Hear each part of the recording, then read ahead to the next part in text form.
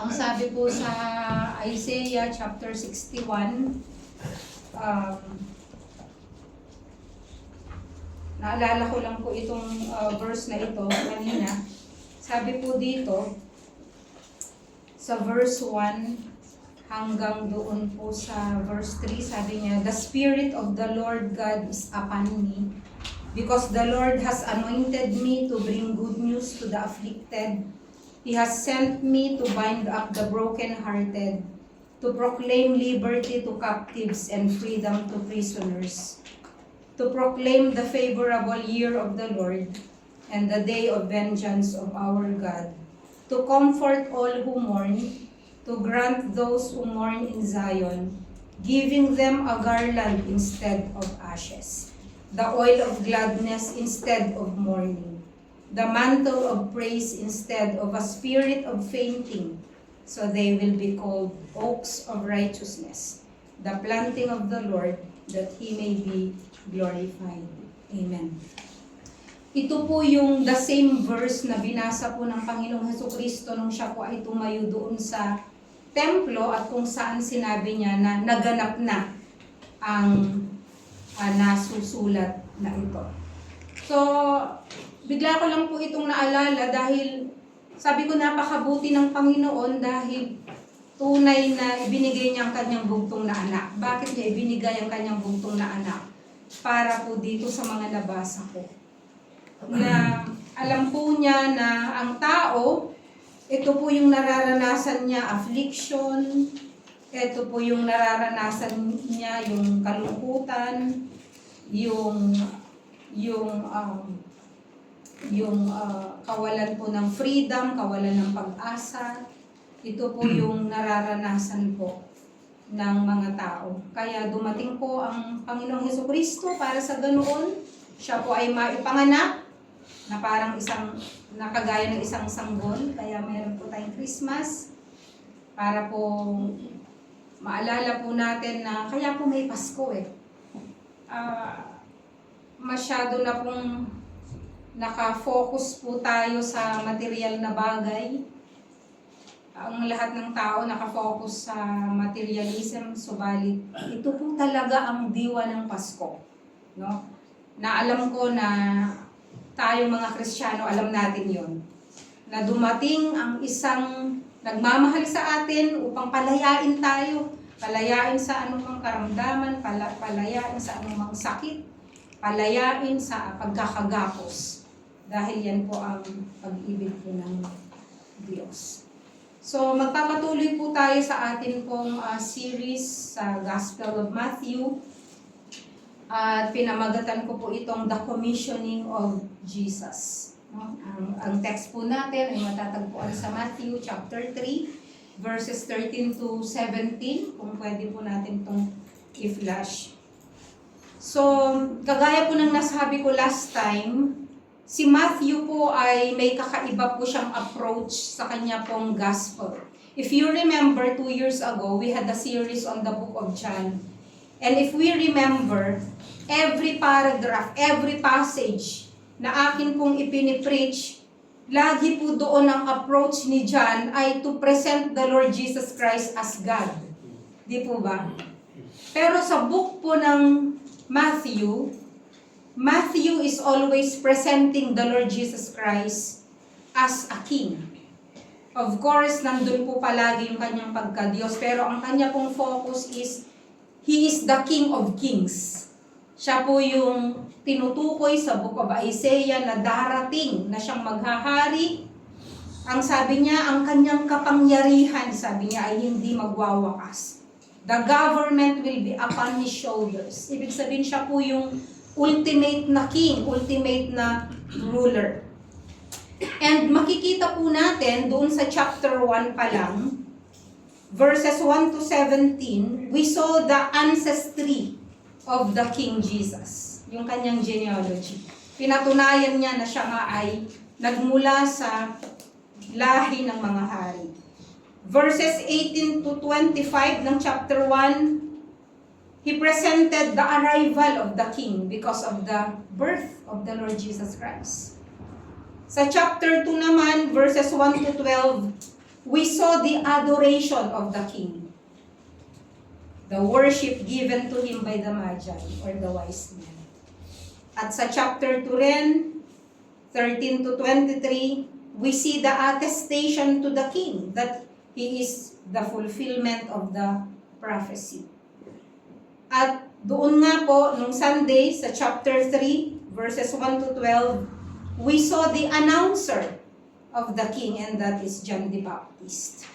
And today po, sa mga nabanggit na verse kanina, verses 13 to 17, we will see the anointing of the king. And that is the anointing of the Lord Jesus Christ. His commissioning, coronation, the beginning of His ministry.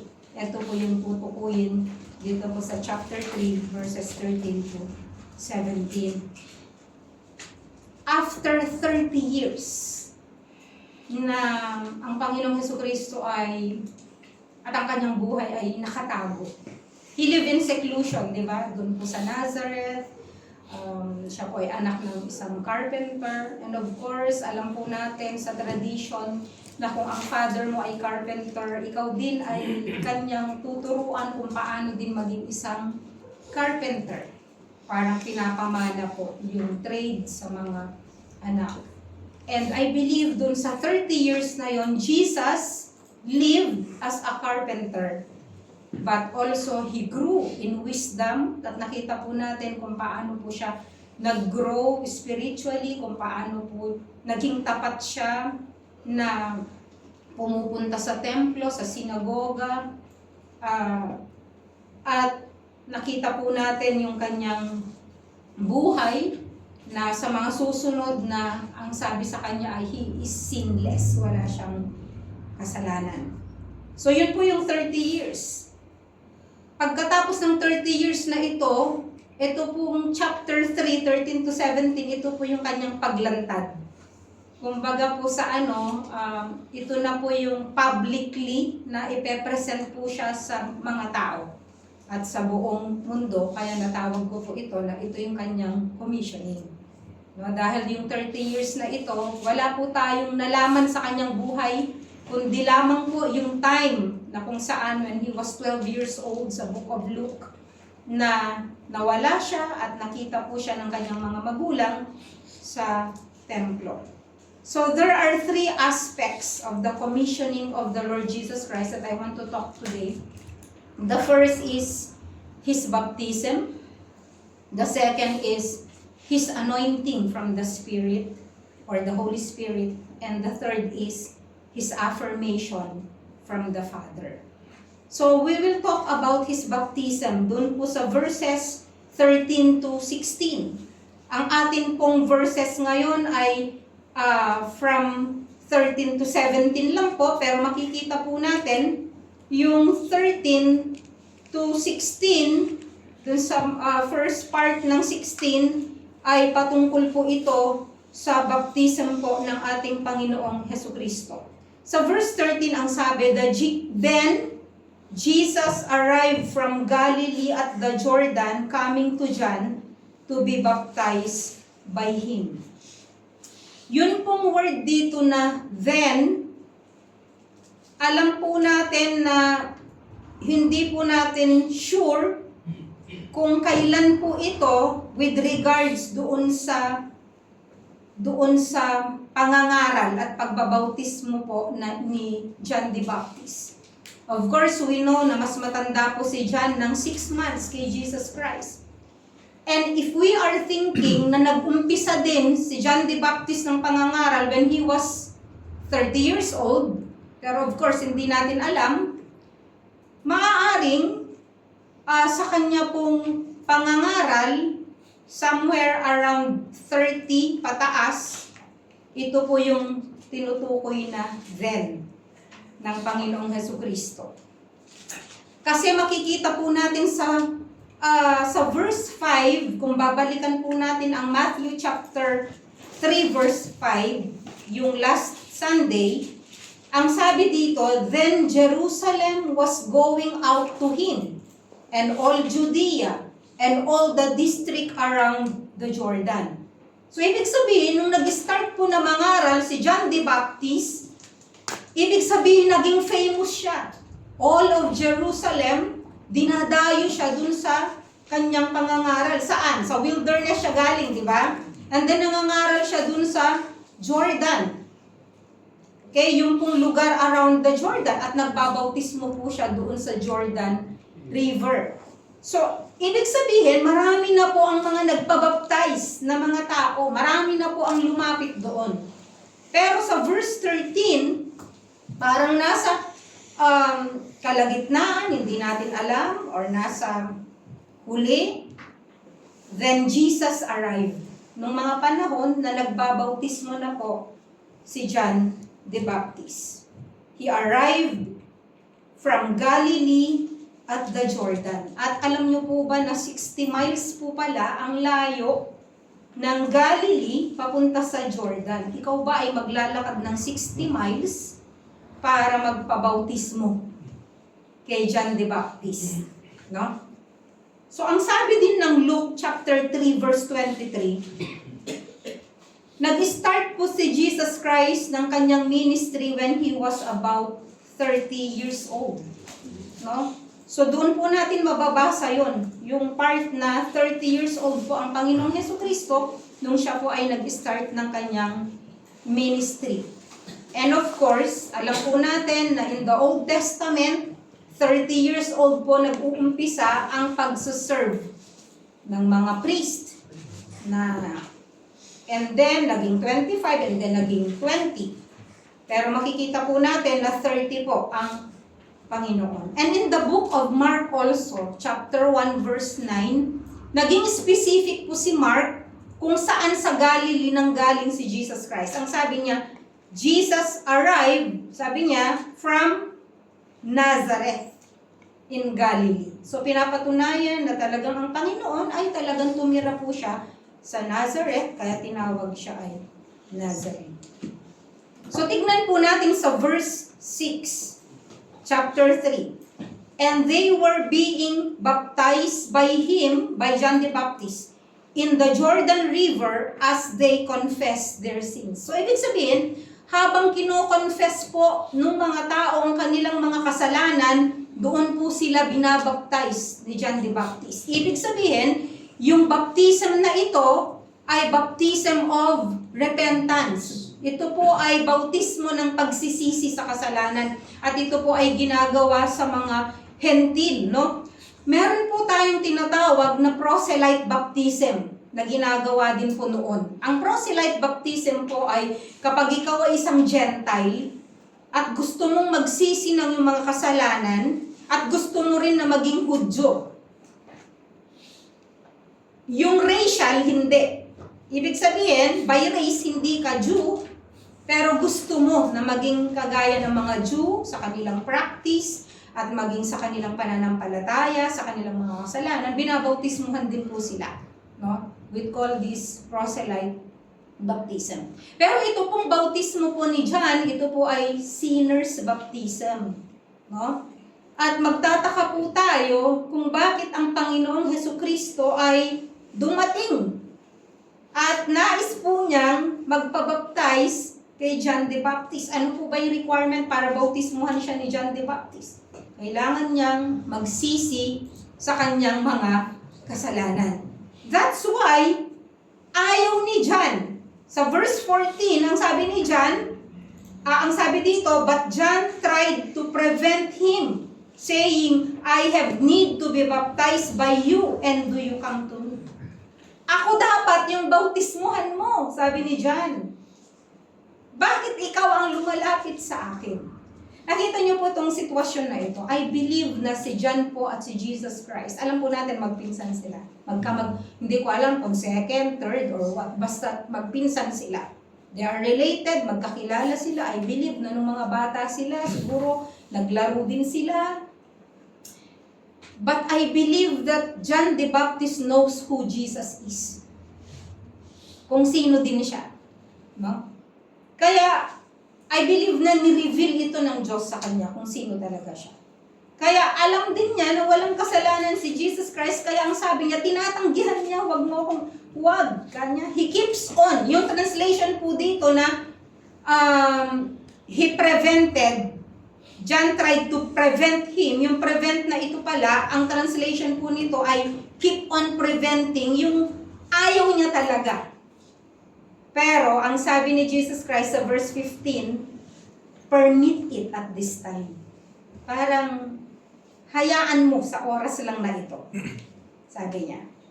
For in this way, it is fitting for us to fulfill all righteousness. So, ito pong sinabi ng Panginoong Hesukristo ay parang sinasabi niya kay John the Baptist na alam ko, wala kang kasalanan. Alam ko na ikaw ay makasalanan. Na kailangan ako ang magbaptize sa'yo. Kasi hindi siya tumanggi dun sa sinabi ni John the Baptist. No? Ay hindi nag-comment ulit dito si John the Baptist. No? So, makikita po natin na merong dalawang refusal dito si John the Baptist. Unang refusal po niya dun sa verse 7. Sino yung nirefuse niya na i-baptize? Yung mga Sadducees at saka yung mga Pharisees. Verse 7. Lumapit po ang mga Sadducees and Pharisees, pero alam po ni John the Baptist ang kanilang puso, although hindi siya omniscient. Sabi niya, but when he saw many of the Pharisees and Sadducees coming for baptism, he said to them, "You brood of vipers, who warned you to flee from the wrath to come." Ibig sabihin, hindi nyo matatakasan yung galit ng Diyos na darating. Ibig sabihin, hindi kayo magiging saved. Hindi kayo saved. Yun ang ibig sabihin nun. Why? Because they were unrepentant. Ano lang yung paglapit nila, it is just outward. Kasi po, ang baptism po ni John ay outward expression ng inward conversion. Yun yung sa mga talagang nagrepent. Pero tumanggi si John the Baptist na i-baptize ang mga Pharisees. Why? Because they are self-righteous.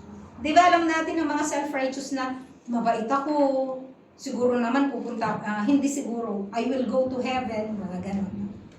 Kapag nagtanong ka sa tao ngayon, saan ka pupunta kapag ikaw ay namatay? Either sasabihin nila, hindi ko alam, or sasabihin nila, siguro naman pupunta ako sa langit kasi mabait ako. Wala akong pinatay, wala akong pinerwisyo. Okay? Yun. That's self-righteousness. No? Pero kung titimbangin natin ang buhay natin, walang sino man ang matuwid, di po ba? Lahat po tayo ay makasalanan. Yun na nga lang pag-iisip ng masama sa kapwa, yun ang pagsisinungaling, kung ilang beses ka nagsinungaling sa isang oras, yung galit sa puso, lahat yan. Kumbaga, talagang sabi ng Bible, all have sinned and fall short of the glory of God. No? So yun yung unang refusal ni John the Baptist because they were unrepentant. Pangalawang refusal niya is to the Lord Jesus Christ because He is sinless. Yung una, because they are sinful. Itong pangalawa, because Jesus Christ is sinless.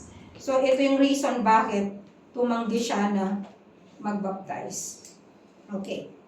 But Jesus answered nga dun sa verse 15 na nagpabaptize siya to fulfill all righteousness. Ibig sabihin, si Jesus Christ, lahat ng matuwid gusto niyang gawin.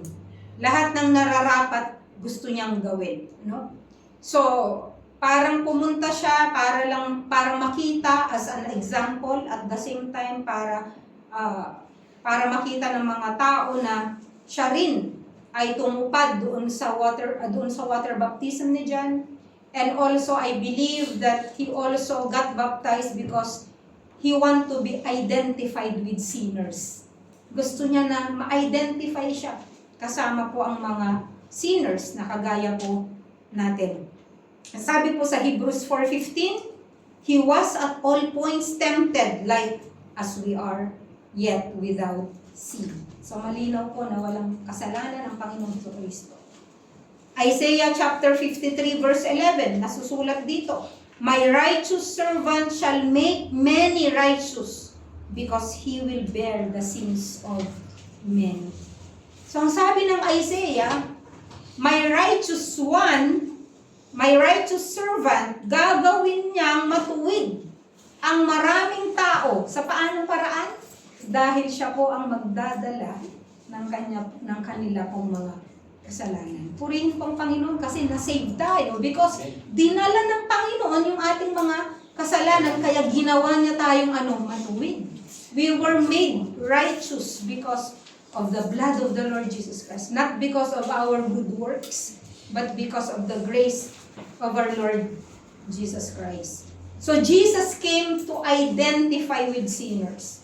Even in His birth, sa kanyang kapanganakan, He identified with sinners. Why? Because His mother was a sinner, si Mary.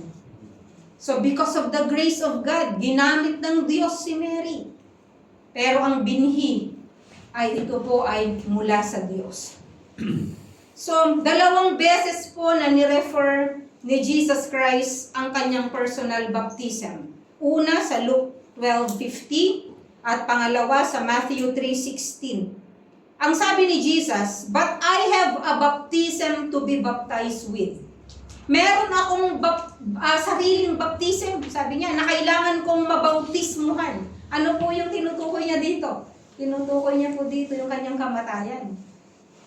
Yung baptism na tinutukoy po ni Jesus dito as His personal baptism, hindi po yung water baptism. Ito ay simbolo lang ng mangyayari sa Kanya that He will die. He will die, He will be buried, but He will rise again. He was simply baptized as a preview of His death. And then, doon sa Matthew chapter 3 verse 16, makita po natin, no, na pagkatapos na nabaptize ni Jesus Christ, sabi ng Bible, Jesus came up immediately from the water. Agad. So, ibig sabihin, inilubog po siya at agad din po siyang ibinangon. So, it refers also to the death na hindi siya nagtagal sa grave. Namatay siya on the third day. Lagi pong sinasabi ng Diyos kasi, after 3 days. Pero actually kasi ang bilang nila kasama yung first, second, third. Pero ito po ay on the third day. He rose again. No? Sa ikatlong araw, siya po ay nabuhay na muli. Dito sa Matthew chapter 3 verse 16, yung salitang baptized ay translated po na baptizo. Baptizo or baptizo. Na ang ibig sabihin ay to dip, to immerse, or to sink. Kagaya po ng tinutukoy dun sa Lord's Supper na sabi, Jesus dipped the bread. No, isinawsaw. Ibig sabihin, kailangan matabunan siya ng liquid. No? So, yung pong translation dito ay kailangan ma-immerse ka. Ibig sabihin, lulubog yung katawan mo. Yun ang ibig sabihin po ng baptizo. No? Kaya nga po ang Presbyterians at ang ibang mga Protestants, kontra sila sa paniniwala patungkol sa bautismo sa mga Baptist. Kasi kaya po tayo Baptist, kasi naniniwala tayo. Isang reason is because naniniwala tayo na ang bautismo kinakailangan ay ilulubog. That's why ang tawag po sa atin ay Baptist. O, alam nyo na ngayon. No. Pero mas maganda na maging Kristiyano tayo kaysa Baptist. Okay? Ang Baptist po ay isang denomination ng Kristiyano. Okay? Kaya po tayo merong Baptist Church para meron po tayong lokal na church na a-attendan kung saan tayo ay lalago sa pananampalataya. Kasi walang Kristiyanong Lone Ranger. Okay? Walang sino man ang pwedeng mabuhay, sabi nga, na para sa sarili lamang. Walang sino man ang pwedeng mamatay na para sa sarili lamang. Yun ang sabi sa awitin, di ba? At sa Bible, alam po natin ang mga Kristiyano, kinakailangan po nila ng isang church family. Okay. So, yun po. Kaya, ang mga Baptist ngayon, yun yung paniniwala nila na main. Pero of course, we believe in the main doctrines of salvation by faith. By salvation by grace through faith in the Lord Jesus Christ. Kagaya din po ng doctrine ng iba rin ng mga denominations or Protestants. But when it comes sa baptism nga, may mga Methodist, same doctrine with us, pero pagdating sa bautismo, naniniwala pa rin sila sa wisik-wisik. Meron pa rin silang infant baptism. Okay? Pero, yung ibang mga Methodist, wala na silang infant baptism. Na-change na din po sila. Okay? So, gusto ko lang pong i-explain. Kasi, magtataka kayo, bakit yung mga Protestants, yung iba, sabi nyo pareho ng belief? Yes, pareho. Pero, hindi the same mode sa lahat ng bagay. Pero, kinakailangan na magkasundo tayo doon sa main na doktrina po natin. So, meron silang argument about baptism because of the sprinkling, because of the pouring, yung binubuhusan ang ulo, at saka yung immersion na paglubog. But of course, we are not dogmatic when it comes to this sa puntong ito lang, kapag may sakit. Naniniwala ako na kinakailangan biblically sumunod tayo sa bautismo na kinakailangan ilubog tayo. No? At kinakailangan na mababautismuhan ka lang kapag ikaw ay tumanggap na sa Panginoon sa Panginoong Hesukristo, nagrepent ka na, tinanggap mo na siya as Lord and Savior. That's the only time na dapat kang magpabautismo. Not the other way around. Okay? Kung ikaw ay nabautismuhan na, winisikan nung bata ka, hindi yun it's not valid. Okay? Why? Wala ka nung magawa nung baby ka. Makakapagsisi ka ba ng kasalanan mo nung baby ka? Hindi, di ba? Okay. So, kaya ko lang po ito tinatalakay para po malaman din po natin kasi nga natalakay na po dito sa chapter 3, yung baptism po ng Panginoong Hesukristo, and He was setting an example. At ito ay simbolo ng kanyang kamatayan. At simbolo rin po ito ng kamatayan natin. That when we go for baptism, parang sinasabi mo na namatay na yung dati kong pagkatao at ako ay babangon sa aking bagong buhay. Yun po yung simbolo po ng bautismo. Kaya nga sabing ganun sa Galatians chapter 2 verse 20, the Apostle Paul, I have been crucified with Christ. Napako ako, nakasama ni Kristo. So balik hindi na ako ang nabubuhay, kundi siya na ang nabubuhay sa akin. No? Yun ang sinasabi ng Galatians chapter 2 verse 20. So, yun naman pong mga iba, yung mga brethren na tinatawag, na ginagaya din po ng ibang denomination, ang bautismo din po nila ay immersion, kaya lang po hindi pahiga, pasubsob. Nakakita na kayo ng gano'n yung 1, 2, 3, tatlo. Okay. Nakakita na rin po ako ng ibang mga church na gano'n po yung kanila pong pagbabautismo. Yung ilulubog ng paharap ng 3 beses. Okay, yun ang baptismo nila. Pero, pag biblical talaga, ito yun. So, ito yung tama ang baptist dito. No? Kapag biblical ang pinag-uusapan, tama po tayo na lulubog ka sa tubig, no? At aahon ka. Okay.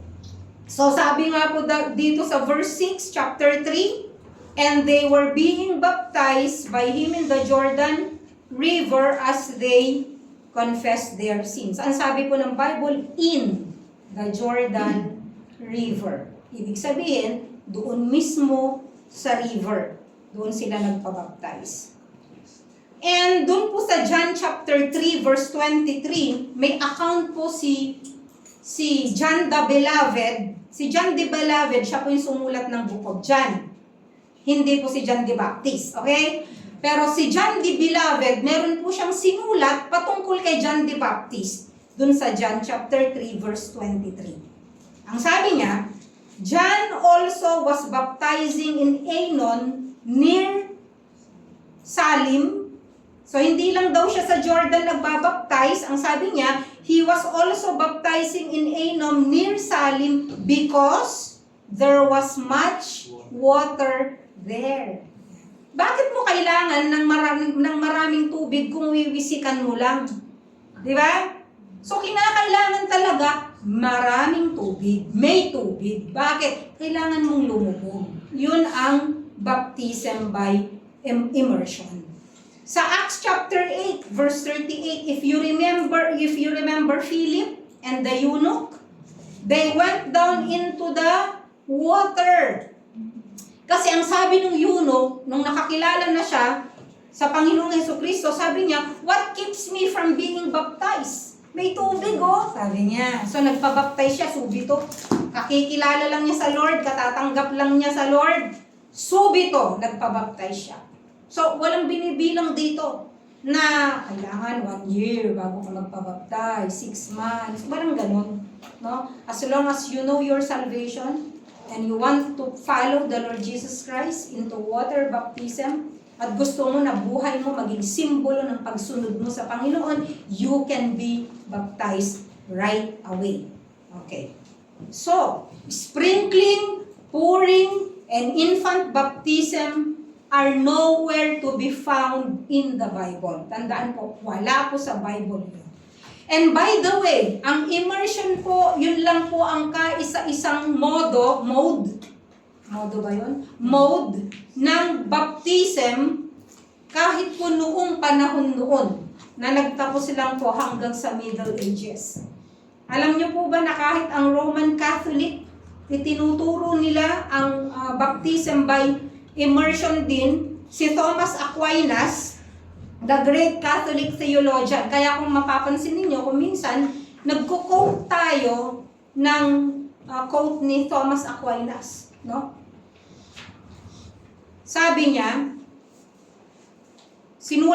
namatay siya noong 1274, si Thomas Aquinas. He said, in immersion, the setting forth of the burial of Christ is plainly expressed, in which this manner of baptizing is more commendable. Siya po nag-quote dito. Na siya mismo, agree siya na kinakailangan ang bautismo ay immersion, paglubog. Pero nung year 1311, a council called the Council of Ravenna declared sprinkling permissible. Kaya nagkaroon po ng sprinkling na uri ng bautismo dahil po yung council ng Ravenna noong 1311, nag-agree sila. Nag-meeting, nag-agree, okay? Na sinabi na okay na ang sprinkling para sa baptism. And then in 1645,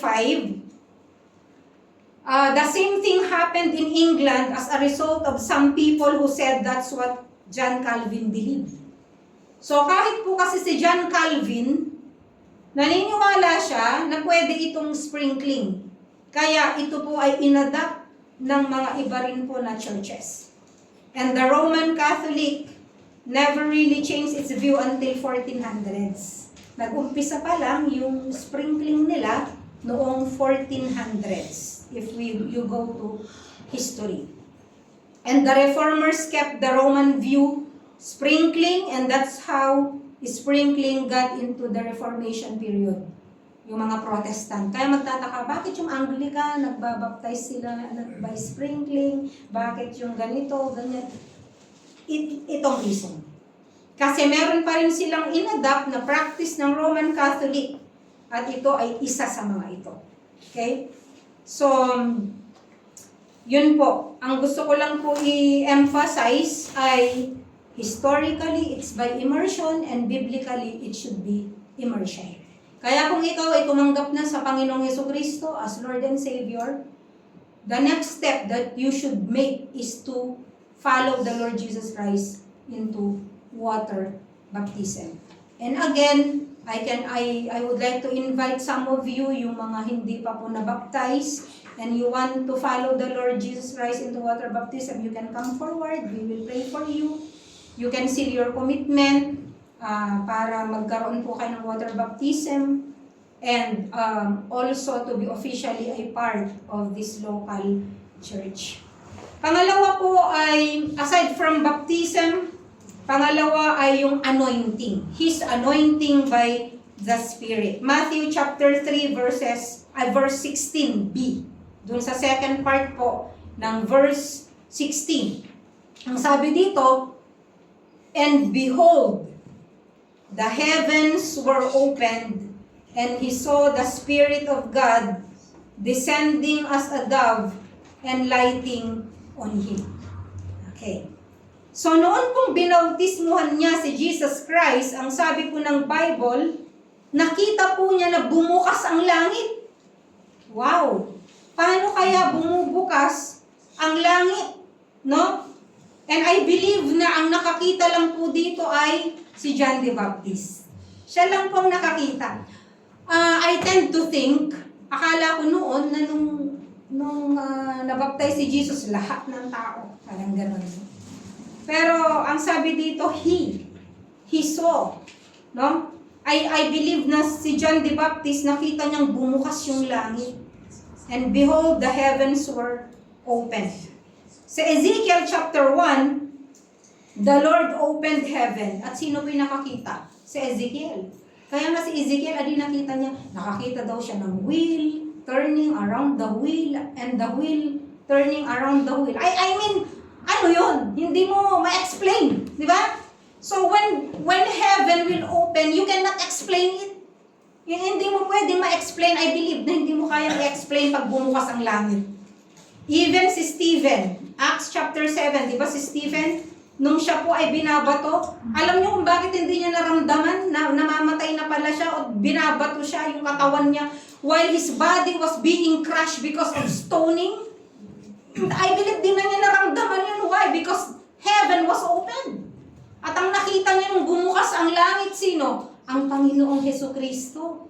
Di ba ang sabi? Balikan ninyo. Di ba sa Book of Acts, noong siya ay binato, nabuksan ang langit. Revelation chapter 4, anong nangyari? Si John also, John the Beloved. Ang sabi ng Bible, the heaven was open to John. Nagkaroon siya ng mga vision na hindi natin maintindihan.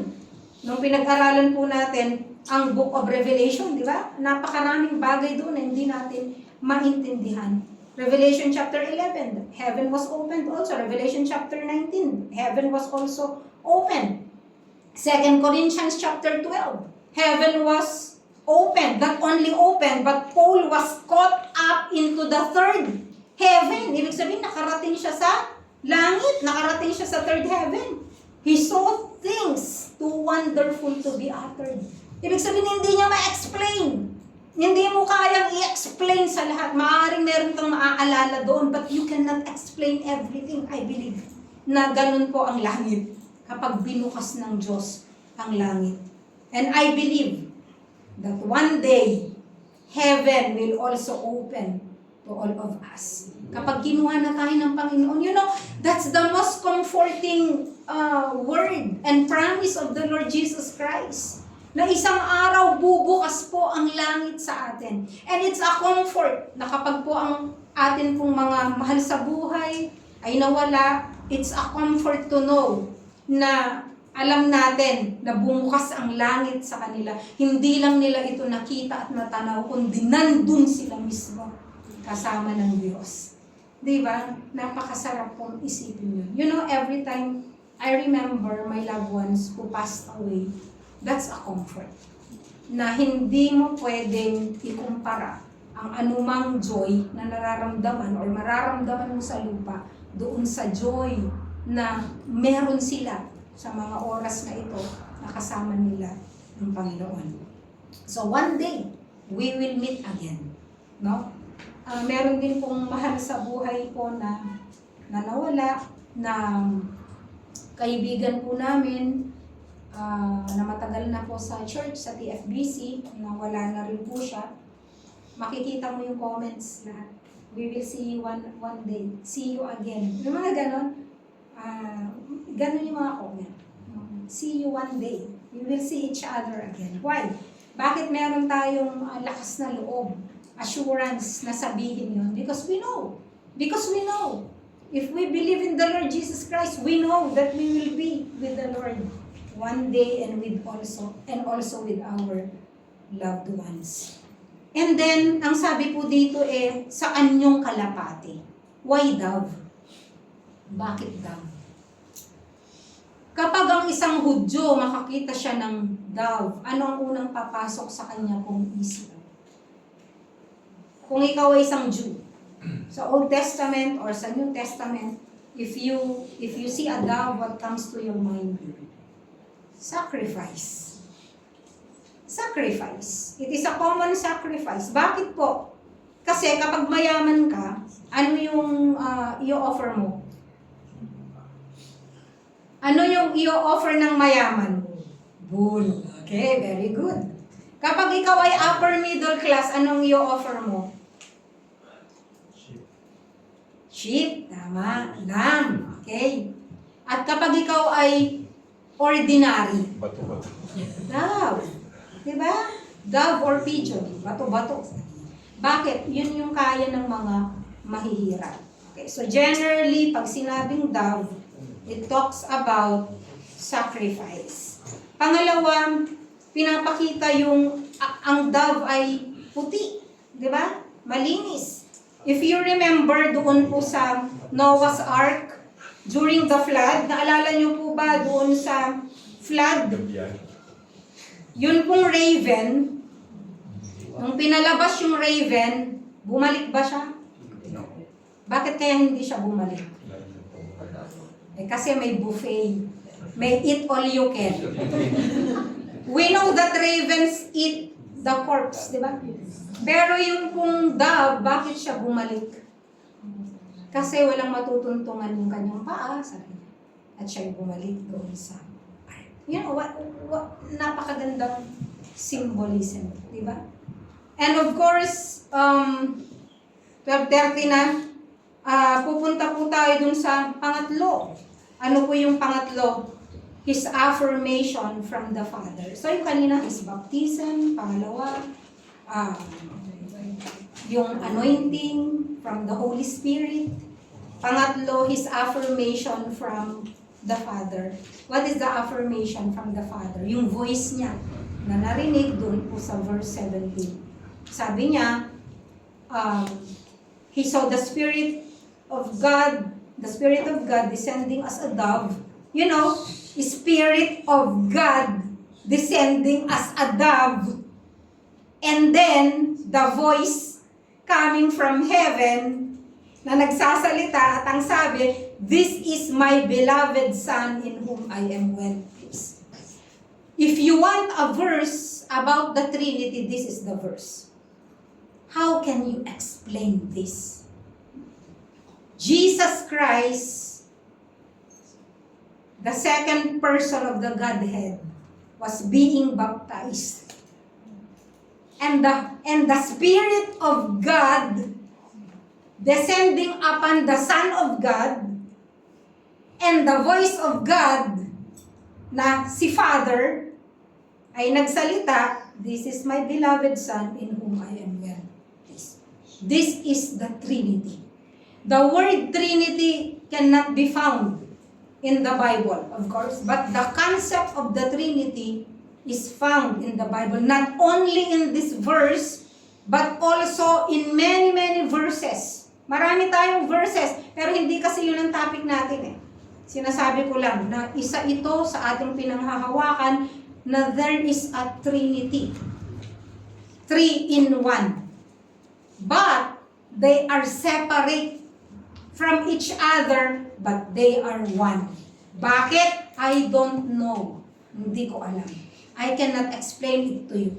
Because the Father is not the Son. And the Son is not the Father. And the Father is not the Holy Spirit. And the Holy Spirit is not Jesus Christ. Kaya nung nagpapaalam ang Panginoong Jesucristo sa kanyang mga disciples, sabi niya,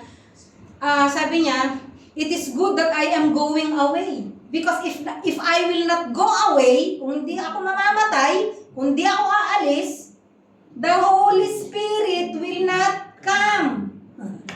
So meron silang sari-sariling panahon. And the Holy Spirit is here with us. And the Holy Spirit is in our hearts. Nung tinanggap natin ang Panginoong Jesucristo sa ating puso, actually, the Holy Spirit is the one who dwelt in us and is with us. Kasi sabi ng Panginoon, He will be with you, to guide you, to comfort you, to teach you. Ang Holy Spirit yun. At ang sabi ng Panginoong Jesucristo, I sit on the right hand of the Father. Yan. Kaya mong explain yon? Hindi ko kaya. Okay. There are cults who try to explain this. You cannot explain God. You cannot put God in a box. Okay? Basta we believe in one God, the Father, the Son, and the Holy Spirit. Pero hindi po tayo naniniwala sa tatlong Diyos. We believe in the triune God, one God. So, ang sabi ng Bible, this is my beloved Son. It's an affirmation. Kasi magi-start na ang ministry ng kanyang anak. Kumbaga, after 30 years, eto na, kailangan mo nang magsimula sa mission mo. Pero inassure niya na He loved His Son. Kasi alam ng Ama ang mangyayari kay Jesus sa lupa. Alam din ng Panginoong Jesucristo ang mangyayari sa Kanya sa lupa. Na mamamatay siya para magkaroon tayo ng kaligtasan. Pero God, the Father, assured Him, this is my beloved Son in whom I am well pleased. Bakit siya well pleased? Kasi sinless siya. He is the perfect sacrifice for our sins. No? And this Christmas season, let us remember that the real reason for this season is the Lord Jesus Christ. Huwag nating ibigay ang glory kay Santa Claus. Huwag tayong kumanta ng patungkol kay Santa Claus. Huwag nating turuan yung mga anak natin na may Santa Claus. Walang Santa Claus. Okay? At meron nga movie, di ba? Nabuti na lang na-ban. Yung Dear Satan. Di ba? Binaligtad nila yung word na Santa. Dear Santa. Ginawang Dear Satan. Eh, buti na lang hindi ito nakalabas. Di ba? So, ang mga tao, binibigay ang glory, binibigay ang kanilang attention sa panahon na ito, sa material na bagay, kay Santa Claus. Pero hindi itinuturo ng mabuti na kaya may Pasko. That's why we are celebrating and we are joyful sa kahirapan man, sa kakapusan man, sa kalungkutan man, di ba? May Pasko at may joy to the world. It's because of the one who was born and who died to bear our sins para magkaroon tayo ng buhay na walang hanggan. So that we will meet the Father one day doon po sa langit. Shall we pray? Panginoon, salamat po. Thank you, Lord, for your love. Thank you, Lord, for sending your Son, your beloved Son, the Lord Jesus Christ, to die for our sins. And thank you, Father God, for the gift of salvation na wala po kaming pwedeng gawin para maligtas po namin ang aming kaluluwa, subalit by faith and by repentance, Lord, binuksan niyo po ang kaligtasan because of the blood that was shed on the cross of Calvary. Thank you, Father, for this gift of new life na binigay niyo po sa amin. And the gift of eternal life that we will enjoy with you forever. In Jesus' name, Amen. Habang tayo